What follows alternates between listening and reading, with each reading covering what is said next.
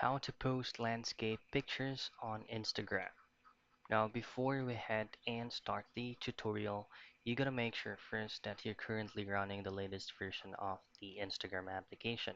Just head over to your Google Play Store if you're using an Android device, and then just look for Instagram, and then make sure that the update button is not visible in there.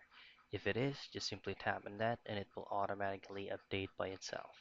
Next thing to do is access your Instagram account and make sure that you're fully logged in.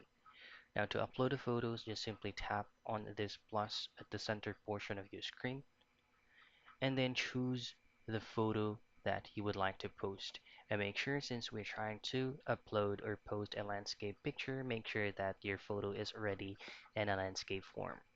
So usually it is already zoomed in. Now to zoom out your landscape photo, you just have to zoom it out. Now, once you are satisfied with this figure right here, just tap on next, and then in here you can add text, um, additional photo, filters, music, and so on and so forth. Then tap on next, and then add any description or title on your post. And that's it. That's how you post landscape pictures on Instagram.